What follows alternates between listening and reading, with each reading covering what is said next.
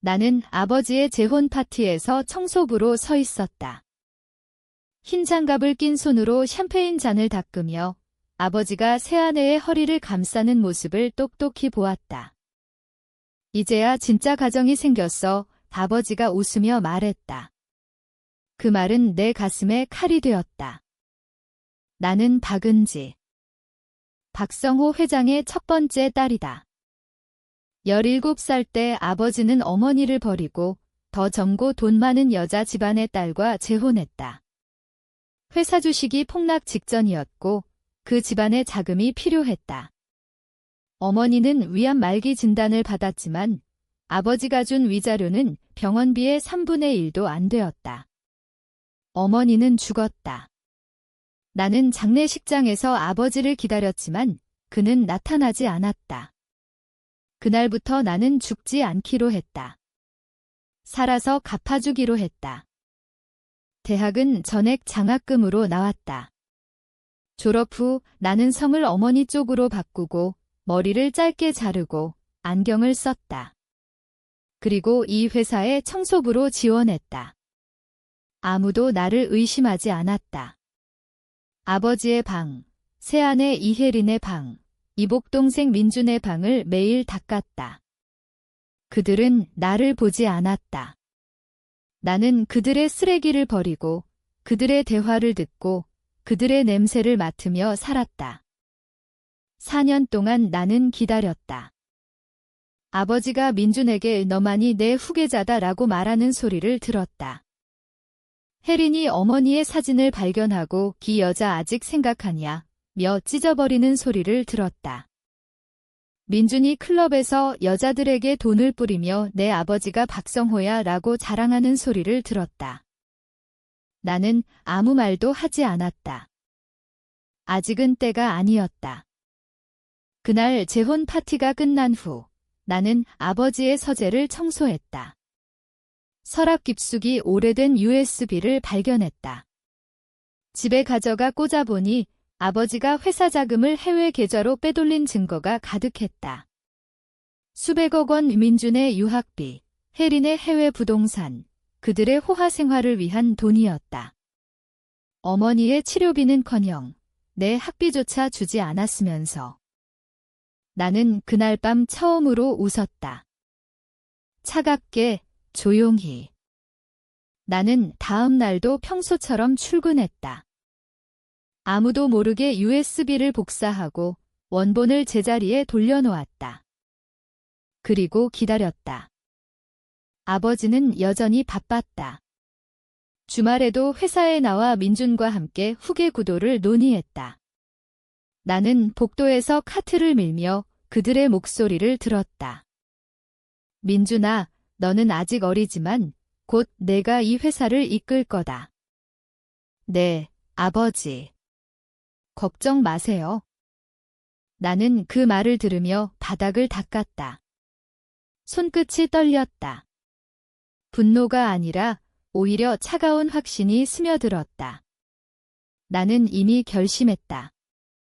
아버지가 가장 아끼는 것을 빼앗겠다고. 그것이 민준이라면 민준부터 시작해야 한다. 나는 민준의 방을 청소하면서 그의 노트북 비밀번호를 알아냈다. 생년월일, 너무나 뻔한. 그 안에는 클럽 사진, 마약 의심 거래 내역, 여자들과의 메시지가 가득했다. 나는 그것들을 백업했다. 아직 쓰지 않을 계획이었다. 너무 이르다. 먼저 신뢰를 얻어야 한다. 회사 청소팀에는 나와 비슷한 또래의 여직원이 있었다. 이름은 정수연. 착하고 말수가 적었다. 나는 그녀와 점심을 같이 먹으며 조금씩 가까워졌다. 어느 날 그녀가 말했다. 회장님 아들, 좀 무섭지 않아? 나한테 자꾸 이상한 문자 보내. 나는 놀란 척했다. 정말. 나한테는 안 보냈는데. 그날부터 나는 수연에게 조금씩 민준의 이야기를 흘렸다. 내가 본 것들, 들은 것들. 수연은 처음엔 믿지 않다가 내가 보여준 증거 사진을 보고 얼굴이 하얘졌다. 나는 그녀를 안심시키는 척하며 말했다. 신고하면 너만 위험해질 거야. 그냥 조용히 피해. 수연은 결국 민준의 문자를 캡처해서 나에게 보냈다. 나는 그것을 익명 계정으로 검찰 성범죄 신고센터에 제출했다. 아직 실명은 아니었다. 그냥 경고. 민준은 갑자기 경찰 조사를 받았고 아버지는 변호사를 붙였다. 회사 분위기가 살짝 흔들렸다. 아버지는 처음으로 불안한 기색을 보였다. 나는 그 모습을 보며 처음으로 쾌감을 느꼈다. 하지만 곧 후회가 밀려왔다. 이게 정말 내가 원하던 길인가? 그날 밤 나는 어머니 묘지에 갔다. 엄마, 내가 잘못하고 있는 걸까? 대답은 없었다. 바람만 불었다. 민준의 사건은 조용히 무마되었다. 아버지의 돈과 인맥이 작동했다. 하지만 씨앗은 이미 심어졌다. 회사 내부 게시판에 익명으로 민준의 클럽 사진이 올라왔다. 나는 아니었다. 누군가 또 있었다. 아마 수연일지도. 나는 그 흐름을 이용했다. 나는 아버지의 비서와도 가까워졌다. 비서 김 실장은 50대 중반, 아버지 밑에서 20년 넘게 일한 사람이었다. 충성심이 강했지만 최근 민준의 오만함에 지쳐 있었다. 나는 청소하며 그의 책상을 닦을 때 일부러 대화를 걸었다. 회장님 건강은 괜찮으신가요? 요즘 스트레스가 많으셔서. 조금씩 나는 김 실장에게 아버지의 해외 계좌 이야기를 흘렸다. 증거는 보여주지 않았다. 그냥 의심만 심었다. 김 실장은 처음엔 화를 냈지만 며칠 후 나에게 물었다. 너 그거 어디서 들었어? 나는 고개를 저었다. 그는 더 이상 묻지 않았다. 하지만 나는 알았다. 그는 확인하기 시작했다. 아버지는 점점 예민해졌다.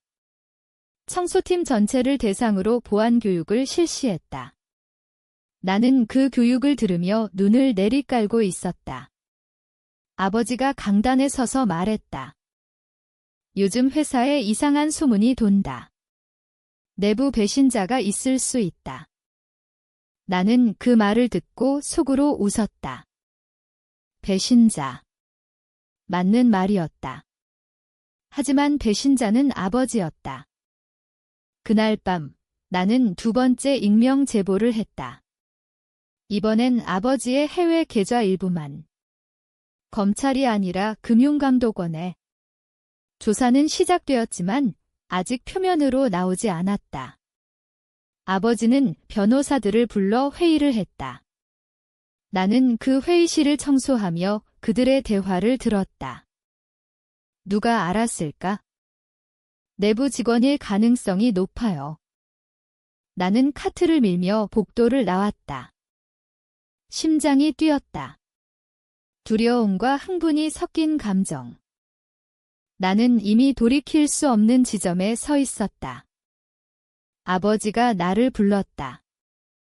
청소부인 나를 회장실로. 나는 평소처럼 유니폼을 입고 들어갔다. 아버지는 책상에 앉아 나를 바라보았다. 그의 눈빛이 날카로웠다. 너 여기 오래 일했지? 네, 4년 됐습니다. 이름이 박은지라고 했나? 나는 고개를 끄덕였다. 심장이 쿵쾅거렸다. 아버지는 어머니의 성을 기억할까? 그는 잠시 나를 응시하더니 말했다. 요즘 회사에 이상한 일이 많아. 너 뭔가 본 적 없나? 나는 고개를 저었다. 저는 그냥 청소만 합니다.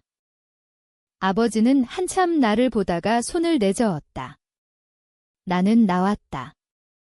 다리가 후들거렸다. 그는 의심하고 있었다.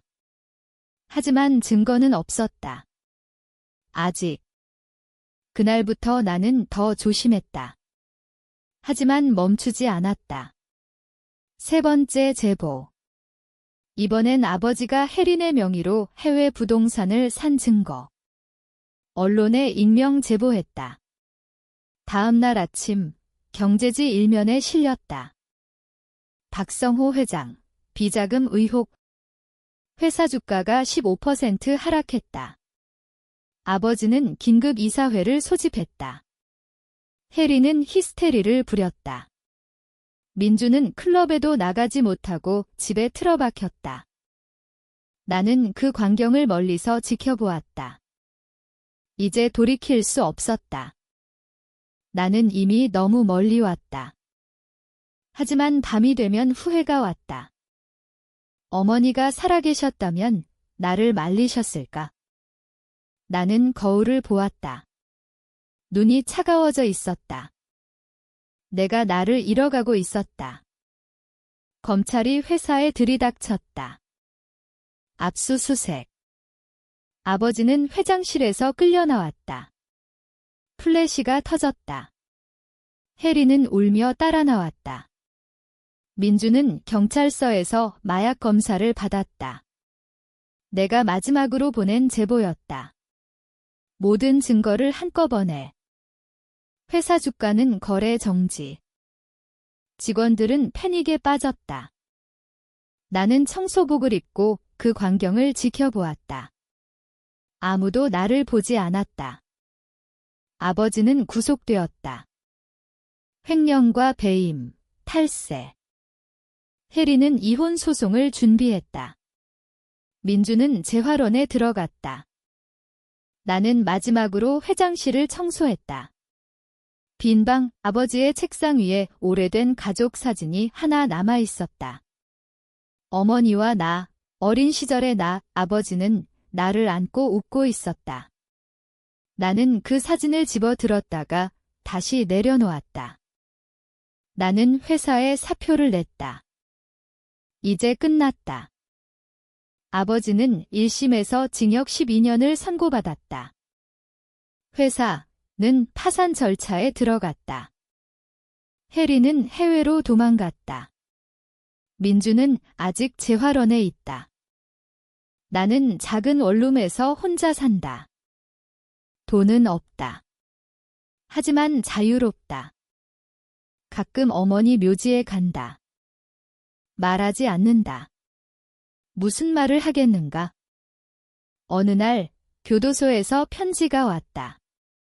아버지가 보낸 것이다. 은지야, 내가 한 거지. 그 한 줄뿐이었다. 나는 편지를 찢지 않았다. 책상 서랍에 넣어두었다. 복수는 끝났다.